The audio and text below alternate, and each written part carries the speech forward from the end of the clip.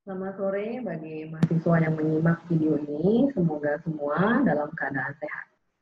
Kita berjumpa kembali pada kesempatan ini untuk mengulas mengenai chapter berikutnya pada mata kuliah kita. Paparan saya akan ditampilkan dalam PowerPoint berikut.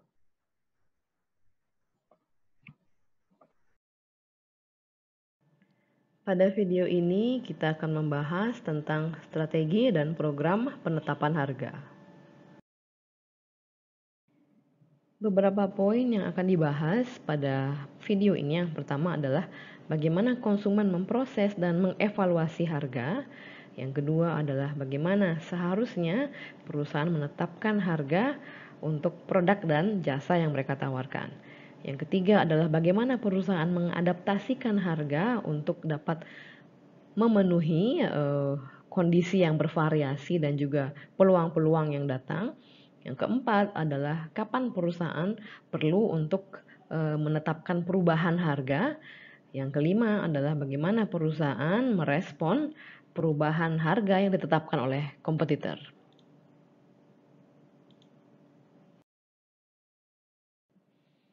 Harga adalah satu elemen dari bauran pemasaran yang menghasilkan pendapatan. Elemen lain menghasilkan biaya atau cost. Harga adalah elemen yang paling mudah dari program pemasaran untuk dapat diubah atau disesuaikan. Elemen lain seperti produk, saluran pemasaran, dan komunikasi pemasaran membutuhkan waktu untuk dapat disesuaikan atau diubah. Harga juga dapat mengkomunikasikan pada pasar apa yang menjadi positioning dari perusahaan.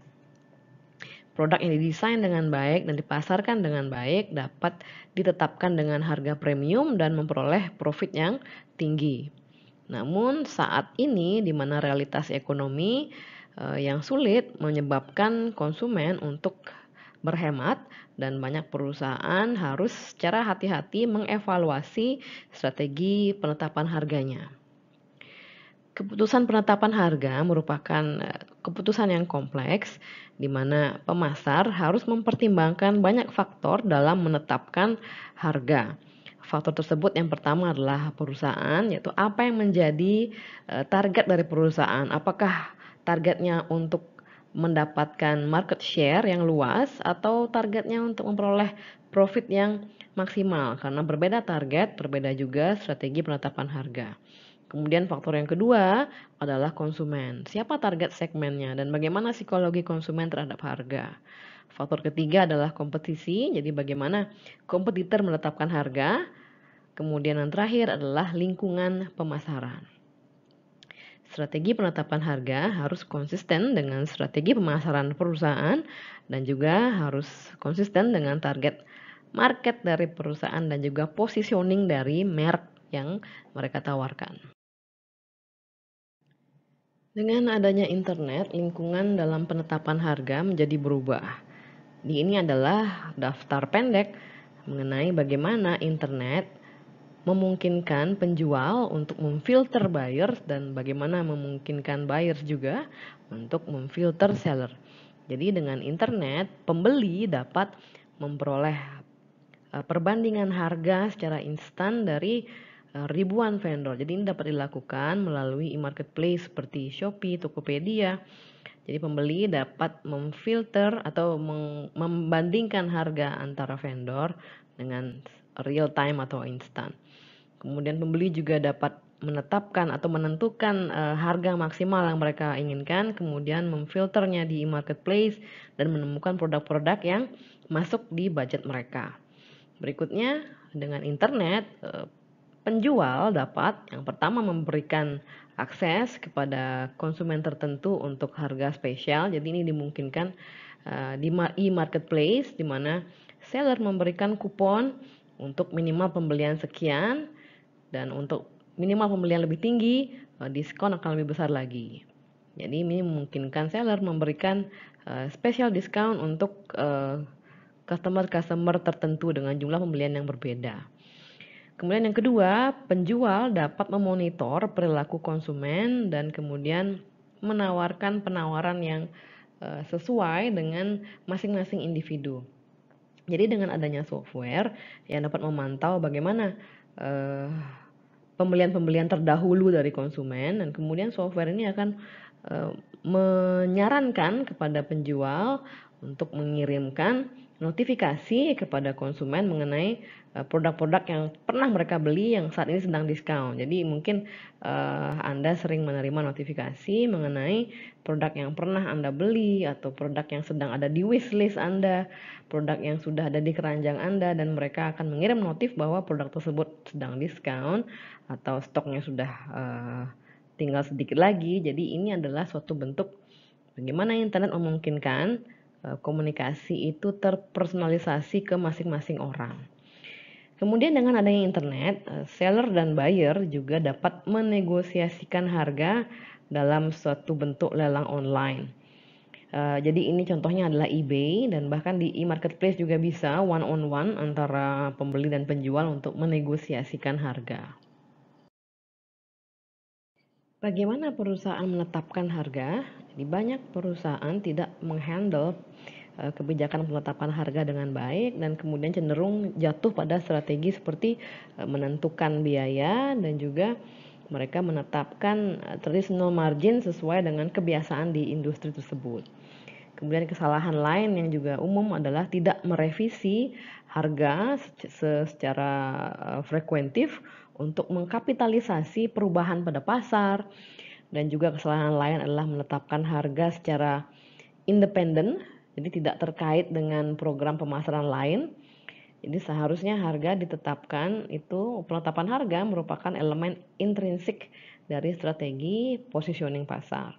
Kesalahan lain adalah tidak memvariasikan harga untuk item-item produk yang berbeda, kemudian tidak memvariasikan harga sesuai dengan perbedaan segmen pasar, saluran distribusi, dan juga tujuan pembelian. Bagi perusahaan, menetapkan strategi harga secara efektif itu membutuhkan pemahaman yang sangat baik mengenai psikologi dari konsumen dan juga pendekatan yang sistematis dalam menetapkan, mengadaptasikan, dan merubah harga. Poin berikutnya adalah psikologi konsumen terkait penetapan harga. Pemasar menyadari bahwa konsumen mereka memproses informasi mengenai harga dan menginterpretasikan informasi tersebut dalam konteks bagaimana pengalaman mereka berbelanja produk tersebut sebelumnya, kemudian komunikasi formal mereka yaitu dari informasi dari iklan, sales, dan juga brosur ya produk tersebut, dan juga komunikasi informal dengan teman, kolega, dan juga keluarga, dan juga dari point of purchase atau sumber-sumber informasi online, dan juga faktor-faktor lain. Keputusan pembelian konsumen didasarkan atas bagaimana konsumen mempersepsikan harga dan berapa harga yang mereka anggap pantas terhadap produk tersebut. Konsumen dapat memiliki batas harga bawah, di mana apabila pemasar menetapkan harga di bawah batas itu, konsumen akan berpikir bahwa produk itu adalah produk inferior, artinya kurang berkualitas. Kemudian konsumen juga mungkin memiliki batas harga atas. Jadi apabila pemasar menetapkan harga di atas batas tersebut, konsumen akan merasa bahwa produk itu tidak worth it atau tidak pantas untuk dibayar seharga itu karena tidak sesuai dengan manfaat atau kualitasnya. Sikap konsumen terhadap harga telah bergeser secara dramatis di tengah kondisi ekonomi yang menurun atau lesu, di mana banyak konsumen merasa bahwa mereka tidak bisa lagi menjalankan gaya hidup yang sebelumnya mereka jalani. Jadi konsumen mereka sekarang berkonsumsi secara lebih hemat sehingga penjualan produk-produk atau barang-barang mewah itu menjadi berkurang. Contohnya adalah sekitar 1 juta pasien di Amerika, mereka memilih untuk menjadi medical tourist dan mereka melakukan perjalanan ke luar negeri untuk melakukan prosedur medis, di mana prosedur medis di luar negeri atau di negara-negara berkembang seperti Malaysia, Thailand, atau Indonesia biayanya lebih rendah, dan ini juga didorong oleh perusahaan asuransi di Amerika, sehingga mereka hanya akan mengcover biaya yang lebih rendah, tidak perlu mengeluarkan biaya yang lebih tinggi. Dan memahami bagaimana konsumen itu sampai pada persepsi harga yang pantas adalah merupakan prioritas penting dalam pemasaran. Ada 3 topik penting dalam hal ini, yaitu reference price, price quality inferences, and price ending yang akan kita bahas di slide berikutnya. Kita membahas yang pertama, yaitu harga referensi. Walaupun konsumen memiliki pengetahuan yang cukup baik mengenai range harga, mereka tidak dapat mengingat secara akurat harga-harga secara spesifik untuk item-item pada kategori-kategori tertentu. Saat memeriksa produk, mereka sering mempergunakan harga referensi, membandingkan harga yang tertera dengan referensi secara internal, yaitu maksudnya adalah harga yang mereka ingat, atau external frame, yaitu referensi yang mereka lihat pada harga yang ditetapkan atau diposting pada produk tersebut. Penjual sering berusaha untuk memanipulasi harga referensi di benak konsumen. Contohnya, seorang penjual dapat meletakkan produknya di antara produk-produk kompetitor yang lebih mahal untuk mensuggest atau memberikan suatu gambaran bahwa produk mereka berada pada kelas yang sama dengan produk kompetitor yang mahal tersebut. Contoh lain adalah pakaian yang diletakkan pada suatu area dengan harga-harga produk lebih mahal di suatu mall akan diasumsikan memiliki kualitas yang lebih baik. Pemasar juga mendorong konsumen untuk memikirkan reference price dengan menyatakan bahwa harga produk tersebut awalnya lebih mahal.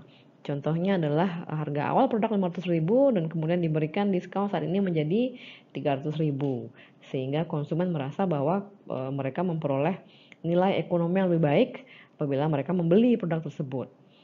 Kemudian pemasar juga dapat melakukan framing pada harga untuk sinyal bahwa harga tersebut adalah harga yang bernilai baik atau lebih ekonomis.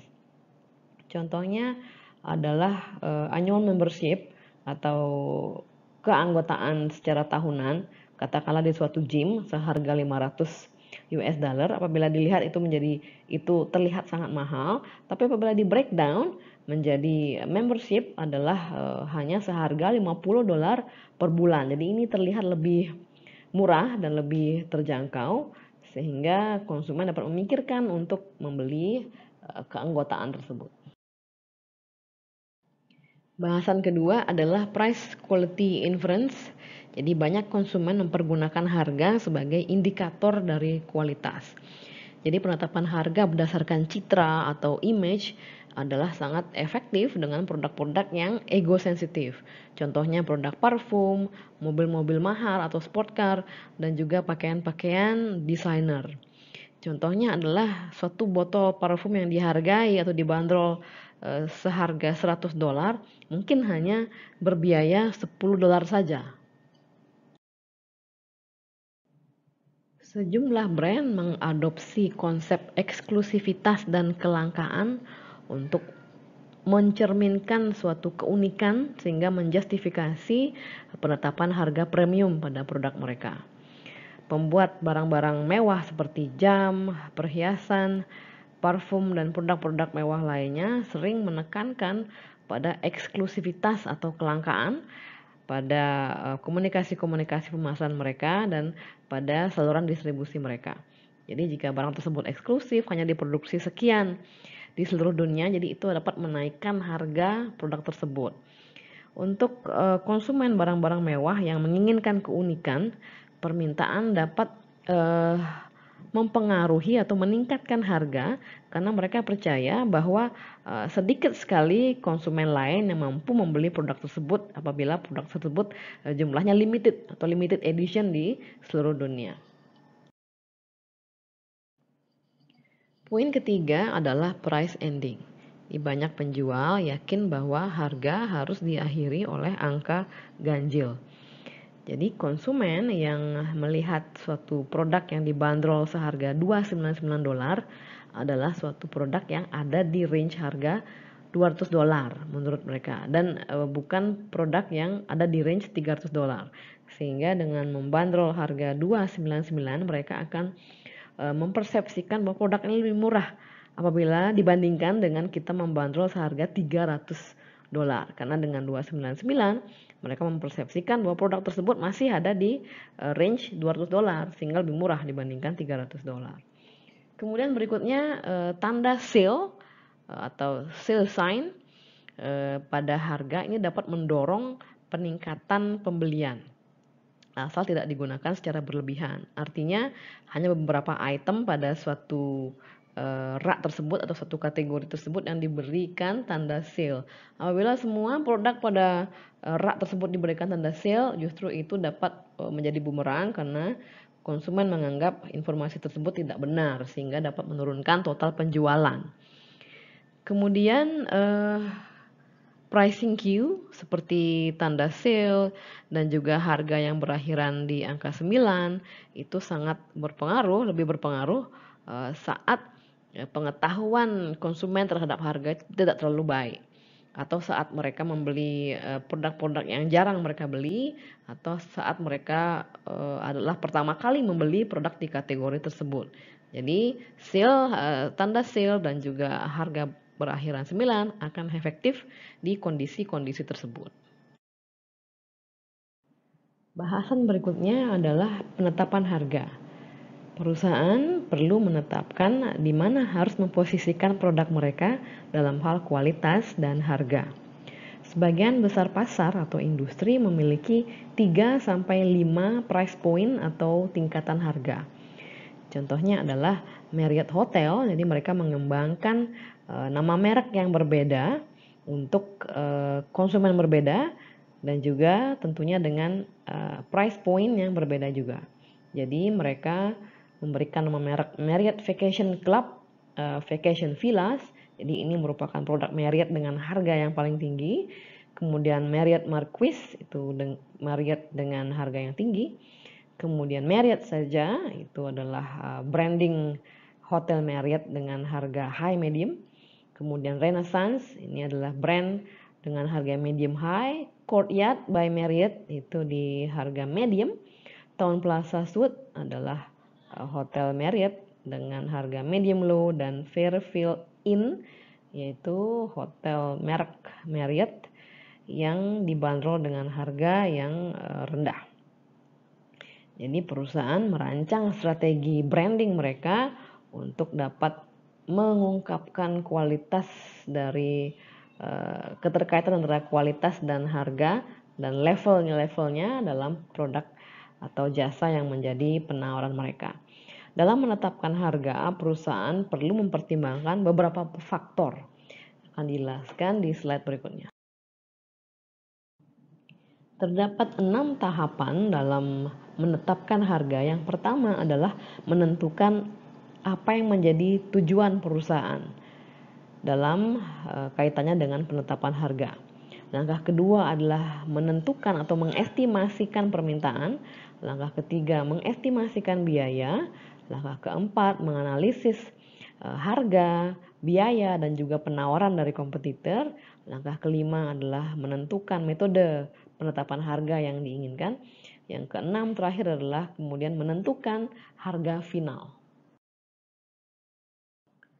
Kita membahas tahapan yang pertama, yaitu menentukan tujuan penetapan harga.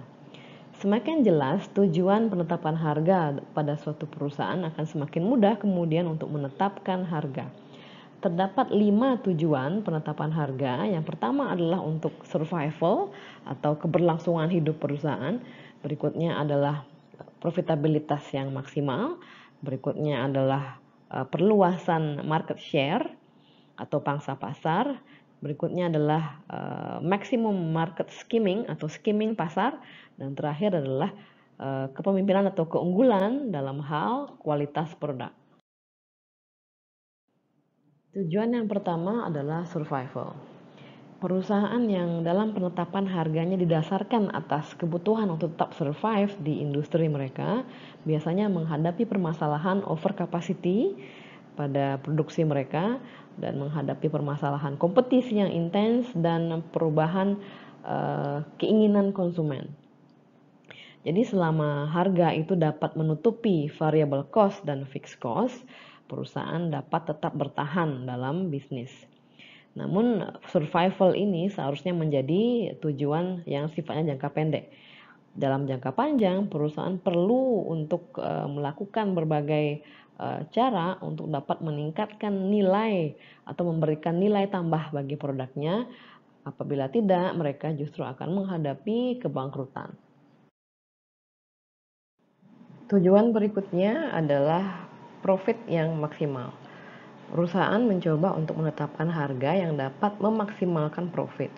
Jadi perusahaan mengestimasikan tingkat permintaan dan biaya terkait dengan beberapa harga alternatif dan kemudian memilih harga yang dapat menghasilkan profit yang maksimal atau cash flow yang maksimal atau return on investment yang maksimal.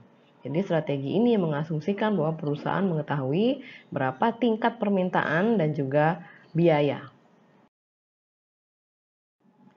Tujuan berikutnya adalah memperoleh pangsa pasar yang luas.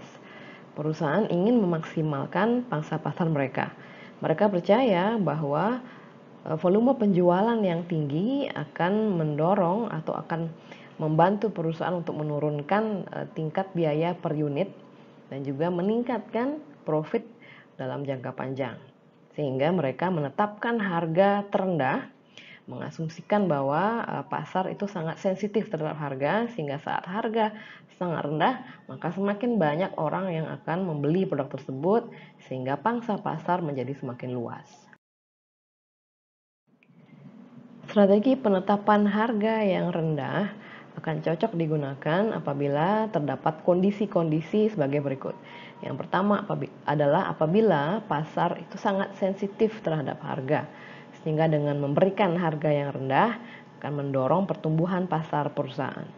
Kondisi yang kedua adalah jika biaya produksi dan distribusi dapat menurun seiring dengan meningkatnya pengalaman perusahaan dalam memproduksi produk tersebut. Kondisi ketiga adalah apabila dengan menetapkan harga yang rendah, ini diyakini mampu untuk menghalangi kompetitor baru untuk masuk ke pasar. Tujuan penetapan harga berikutnya adalah maksimum market skimming. Perusahaan yang memperkenalkan teknologi baru biasanya menetapkan harga tinggi untuk dapat meraup keuntungan maksimal. Sony adalah pelaku bisnis yang sering mempergunakan strategi ini, di mana Sony menetapkan harga yang cukup tinggi pada awalnya dan kemudian seiring waktu harga akan turun. Saat Sony memperkenalkan HD TV yang pertama di dunia pada pasar Jepang tahun 90, HD TV tersebut dihargai pada harga yang cukup mahal, yaitu $43.000, sehingga Sony dapat meraup keuntungan maksimum pada pendapatannya untuk segmen di pasar tersebut. Namun kemudian harga turun secara bertahap seiring dengan waktu, di mana HD TV kemudian menjadi seharga $6.000. Strategi ini dapat menjadi fatal apabila kompetitor yang mumpuni memperkenalkan produk yang serupa di harga yang rendah. Terlebih, konsumen yang membeli di awal dengan harga yang tinggi dapat merasa tidak puas apabila mereka membandingkan dirinya dengan pembeli-pembeli yang membeli di periode-periode akhir yang mendapatkan harga jauh lebih murah. Market skimming ini make sense atau masuk akal dilakukan di bawah kondisi-kondisi seperti di bawah ini, yaitu yang pertama adalah apabila terdapat sejumlah buyer dengan jumlah yang cukup signifikan yang mereka memiliki demand untuk produk tersebut. Yang kedua, apabila harga tinggi di awal tersebut tidak menarik kompetitor untuk masuk ke dalam pasar. Dan yang ketiga, apabila harga yang tinggi tersebut mampu mengkomunikasikan citra dari produk yang superior. Tujuan berikutnya dari penetapan harga adalah keunggulan kualitas produk. Banyak merek yang berusaha untuk menjadi affordable luxury, yaitu produk atau layanan yang dicirikan dengan kualitas, taste, dan status yang tinggi dengan harga yang memang tinggi namun tetap tidak di luar jangkauan konsumen, jadi masih tetap bisa dijangkau oleh konsumen. Brand-brand contohnya seperti Starbucks, Aveda, Victoria's Secret, BMW, dan Viking memposisikan diri mereka sebagai pemimpin dalam hal kualitas di kategori produk mereka yang mengkombinasikan kualitas, kemewahan, dan harga premium, dan mereka memiliki customer base yang cukup loyal.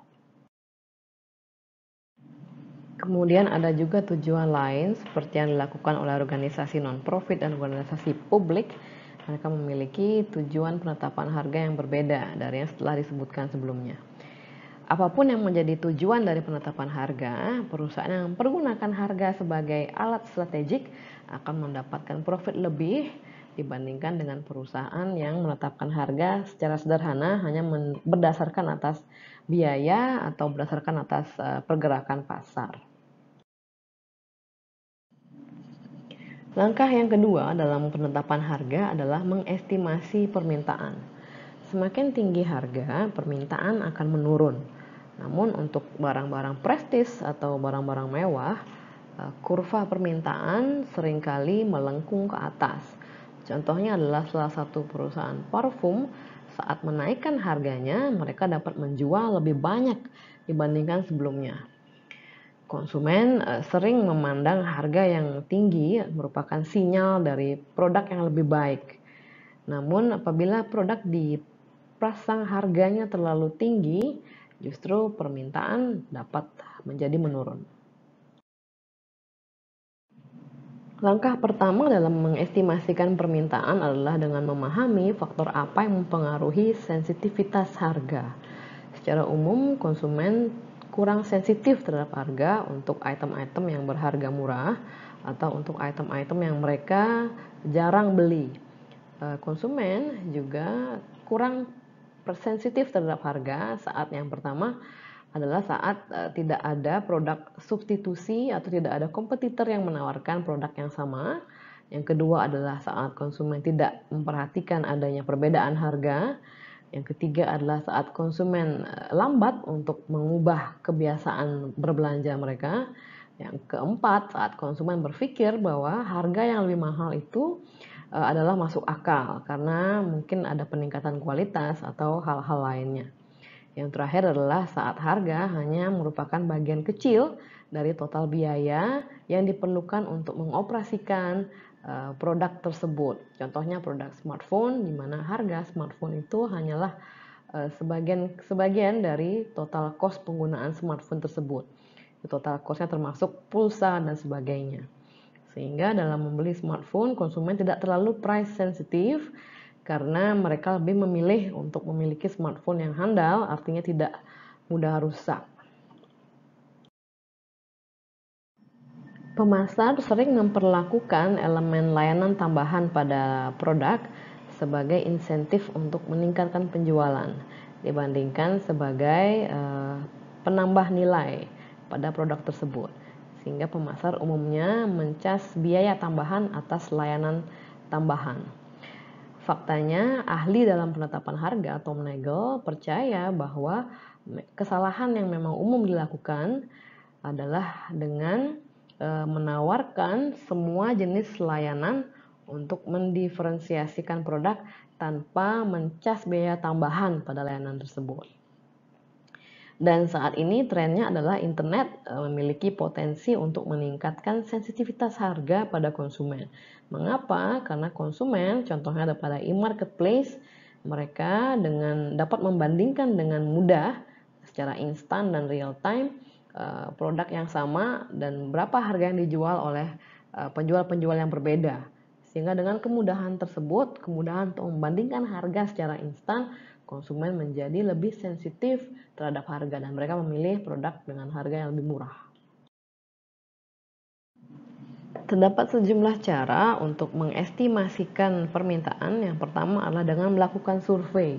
Jadi menanyakan kepada konsumen mereka akan membeli di sejumlah berapa apabila harga di titik ini, dan apabila harga dinaikkan mereka akan membeli berapa unit. Kemudian cara yang kedua adalah dengan melakukan price experiment, yaitu mencas harga yang berbeda untuk produk yang sama di suatu area yang sama untuk melihat bagaimana perubahan harga mempengaruhi pergerakan penjualan. Pendekatan lain juga dapat mempergunakan internet. Jadi pada e-marketplace, penjual dapat menganalisis apabila mereka menaikkan harga sekian persen, apakah terjadi penurunan penjualan dan berapa persen penurunan penjualan tersebut. Kemudian berikutnya adalah dengan melakukan analisis statistik, jadi melihat bagaimana harga dan permintaan terdahulu. Sehingga pemasar dapat melihat hubungan antara harga dan kuantitas. Jadi data tersebut dapat berupa data longitudinal atau cross section. Bahasan berikutnya adalah elastisitas harga atas permintaan. Semakin tinggi elastisitas, akan semakin besar pula pertumbuhan penjualan yang merupakan akibat dari penurunan harga sebesar 1%.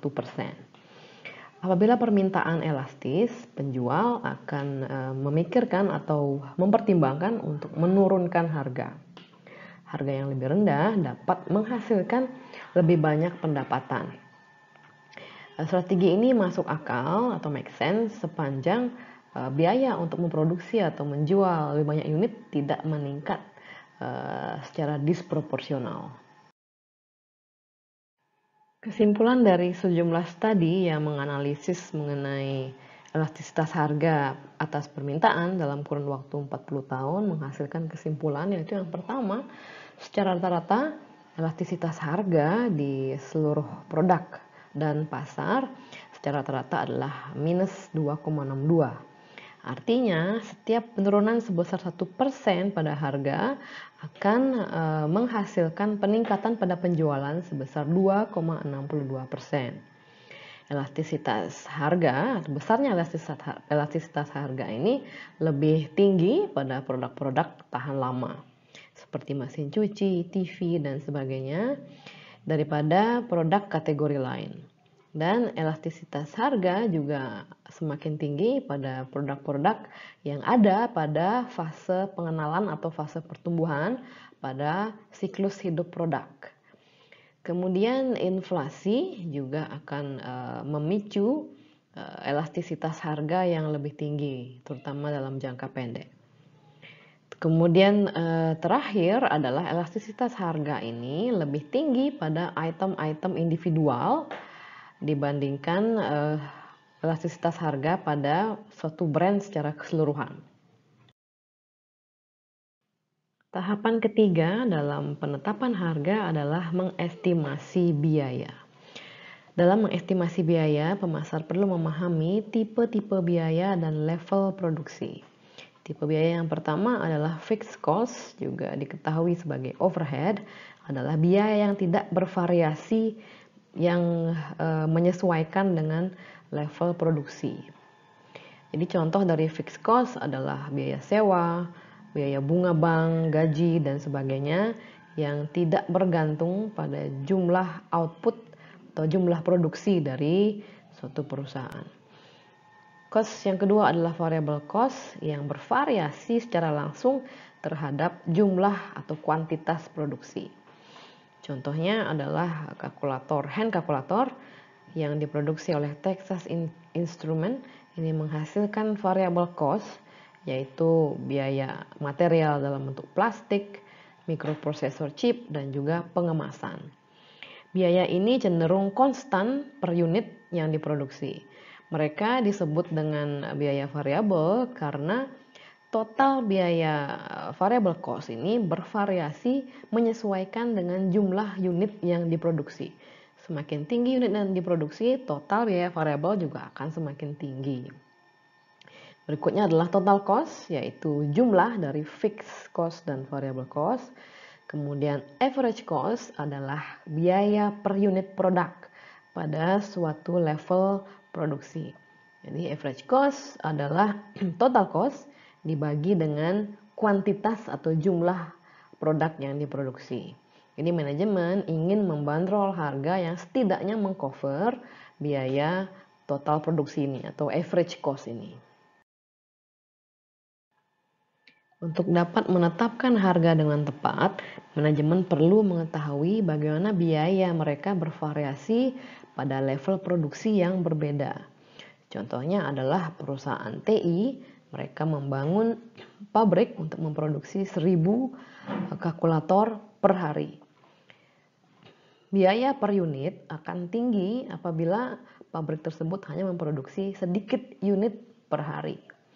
Saat produksi mendekati 1000 unit per hari, average cost akan menurun karena fixed cost dibagi dengan jumlah unit yang lebih banyak. Kemudian average cost jangka pendek akan meningkat setelah 1000 unit karena kapasitas pabrik hanya 1000 unit. Sehingga bila memproduksi di atas 1000 unit, pabrik menjadi tidak efisien, yaitu pekerja harus mengantri untuk mempergunakan mesin, kemudian mereka bisa saling bertabrakan karena tidak ada flow atau arrangement pekerjaan mereka menjadi tidak organized karena complicated. Kemudian mesin dapat menjadi rusak atau malfunction karena memproduksi lebih dari kapasitasnya, sehingga akibatnya biaya menjadi lebih tinggi apabila memproduksi di atas kapasitas pabrik. Apabila TI atau Texas Instruments yakin mereka dapat menjual 2000 kalkulator per hari, mereka perlu mempertimbangkan untuk membangun pabrik yang lebih besar. Pabrik tersebut akan mempergunakan mesin yang lebih efisien dan menata work arrangement yang lebih terorganize dengan baik.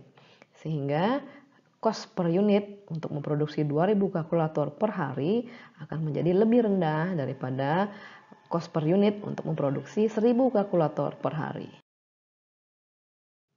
Bahasan berikutnya adalah akumulasi produksi. Saat TI memperoleh pengalaman yang lebih banyak dalam hal memproduksi kalkulator, maka mereka mampu menyempurnakan metode produksi mereka. Kemudian pekerja juga telah mempelajari cara-cara yang lebih instan untuk memproduksi kalkulator, dan material juga akan mengalir lebih smooth. Begitu juga dengan biaya purchasing atau pembelian akan menurun. Penurunan pada average cost seiring dengan meningkatnya pengalaman perusahaan dalam memproduksi produk disebut dengan experience curve atau learning curve. Ini maksudnya adalah kurva pembelajaran. Semakin banyak pengalaman perusahaan atau semakin banyak perusahaan belajar, maka mereka akan mampu menurunkan cost per unit dalam memproduksi produk mereka. Asumsikan terdapat 3 perusahaan yang berkompetisi pada industri kalkulator ini, yaitu TI, A, dan B. TI adalah produser kalkulator dengan biaya yang paling rendah, yaitu memproduksi kalkulator dengan biaya $8 untuk setiap unit, memproduksi 400.000 unit. Apabila seluruh ketiga dari perusahaan ini menjual kalkulator seharga $10, TI akan memperoleh profit sebesar $2 per unit. Sedangkan A dengan biaya $9 akan memperoleh profit $1 per unit, dan B akan break even, yaitu tidak memperoleh profit karena cost sama dengan harga yang ditetapkan. Langkah yang cerdas untuk TI terkait dengan situasi ini adalah dengan menurunkan harganya menjadi $9. Dengan strategi ini, hal ini akan memicu perusahaan B untuk keluar dari pasar, dan bahkan juga A akan mempertimbangkan untuk keluar dari pasar karena margin profit yang terlalu tipis, dan bagi B mereka tidak memperoleh profit sama sekali. Kemudian karena B dan A keluar pasar, TI akan mengambil pangsa pasar dari B dan A. Dan lebih lanjut, konsumen-konsumen yang sensitif terhadap harga akan mulai masuk ke pasar ini untuk memperoleh kalkulator dengan harga yang lebih rendah. Saat produksi meningkat di atas 400.000 unit, biaya dari TI akan menurun semakin jauh dan juga lebih cepat, sehingga TI mampu masih menghasilkan profit walaupun mereka mencas produknya pada harga $9.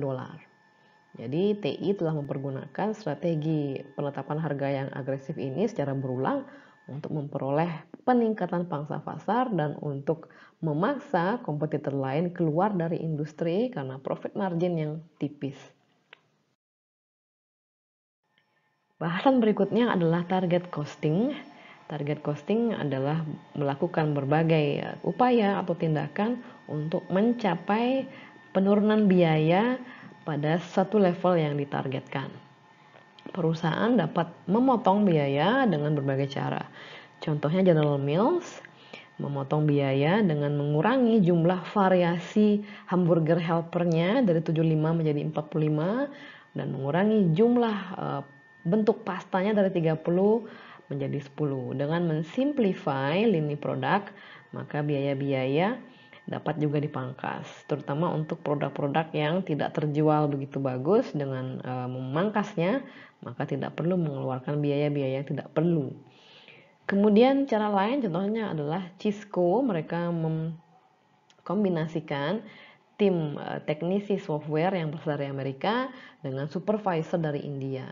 Jadi tujuannya adalah untuk menekan cost karena tenaga kerja dari India cenderung memiliki tingkat upah yang lebih rendah sehingga cost dapat ditekan ke angka yang menjadi target.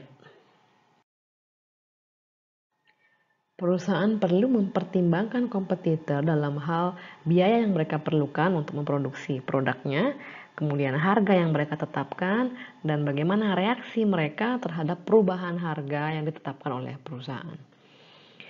Apabila perusahaan atau tawaran perusahaan mengandung fitur-fitur yang tidak ditawarkan oleh kompetitor terdekat, maka perusahaan perlu mengevaluasi penetapan harganya dan bahkan bisa meningkatkan harga dibandingkan dengan harga kompetitor.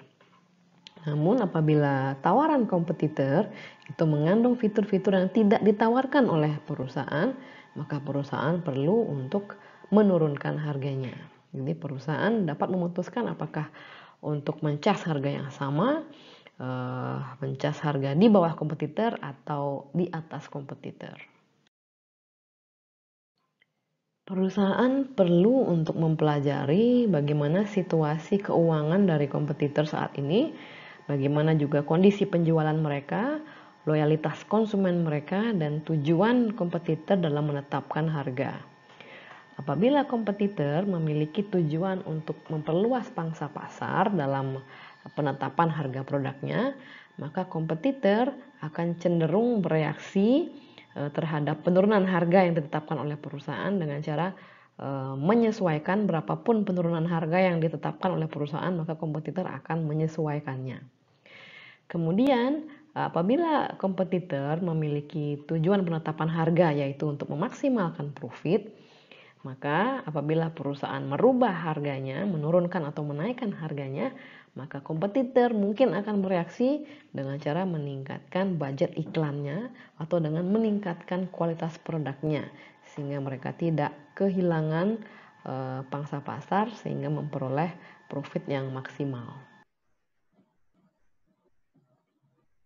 Demikian paparan saya pada chapter ini. Semoga dapat diterima dan dipahami dengan baik. Kita berjumpa kembali di video berikutnya. Terima kasih atas atensinya dan selamat sore.